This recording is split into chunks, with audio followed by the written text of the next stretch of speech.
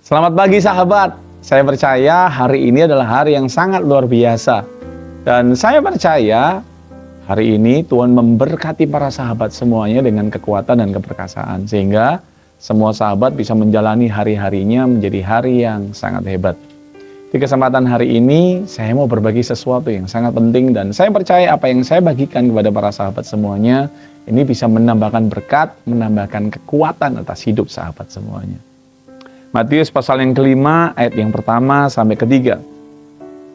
Ketika Yesus melihat orang banyak itu, naiklah ia ke atas bukit, dan setelah ia duduk, datanglah murid-muridnya kepadanya.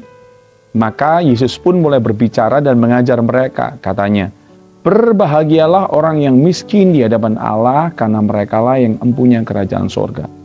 Dan kalau sahabat semuanya membaca ayat ini terus-menerus sampai ayat 12, ayat terakhir dalam perikop ini, sahabat semuanya akan mendapatkan berulang-ulang Yesus mengatakan kata berbahagia.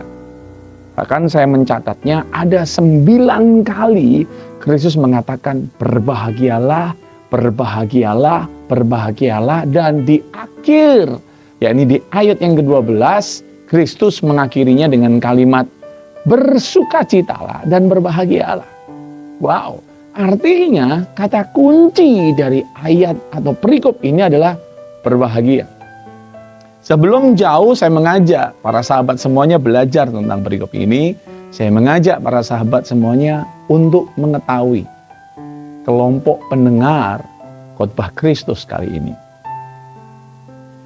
Mari kita perhatikan. Ayat yang pertama dari pasal yang kelima menyebut bahwa ketika Yesus melihat orang banyak itu, naiklah ia ke atas bukit, dan setelah ia duduk, datanglah murid-muridnya kepadanya.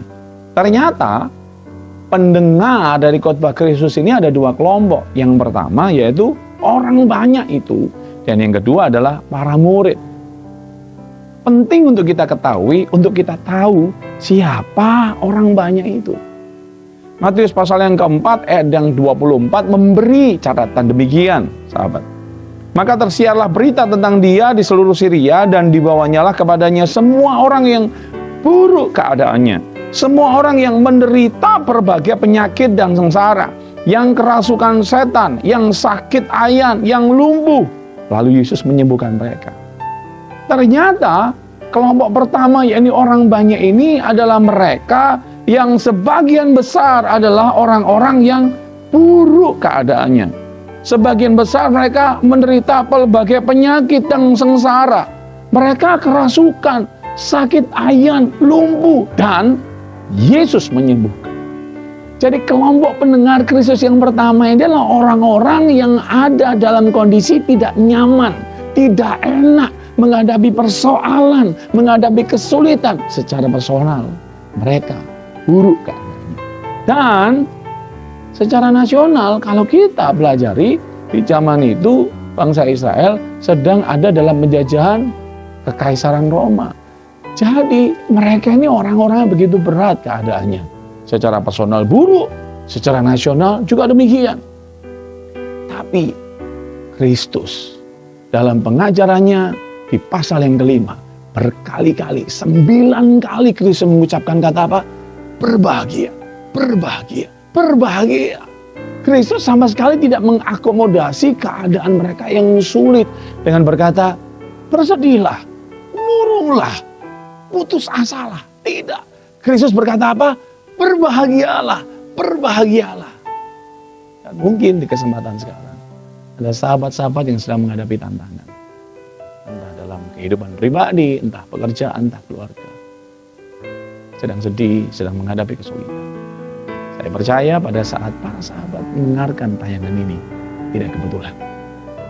Sahabat, mari sudahi keputusasaan. Firman Tuhan datang. Berbahagialah, berbahagialah, bersukacitalah, dan berbahagialah. Dan kalau ada yang tanya, gimana caranya bisa bahagia? Hari ini firman Tuhan berkata, sungguh diberkati Allah orang-orang yang tahu bahwa mereka mempunyai kebutuhan rohani. Matius pasal yang kelima, yang ketiga, versi TSI. Cara supaya bisa berbahagia adalah menyadari orang bahwa orang ini mempunyai kebutuhan rohani. Menyadari bahwa dia punya kebutuhan rohani. Sahabat, ternyata yang membuat kita, menuntun kita bisa mengalami bahagia adalah kita menyadari. Kita terus membangun kesadaran bahwa kita punya kebutuhan akan Tuhan. Doa saya, kerinduan akan Tuhan. Kerinduan akan firman Tuhan terus berkobar dalam kehidupan para sahabat semuanya. Karena hal ini, bahkan kalau mungkin saya bisa sampaikan, hal sederhana ini yang bisa membuat kita semuanya bisa diberkati dan berbahagia. Saya akan berdoa para sahabat. Tuhan yang baik, aku berdoa untuk para sahabat semua.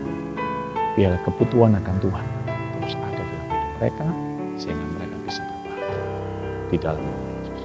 Amin. Tuhan Yesus memberkati.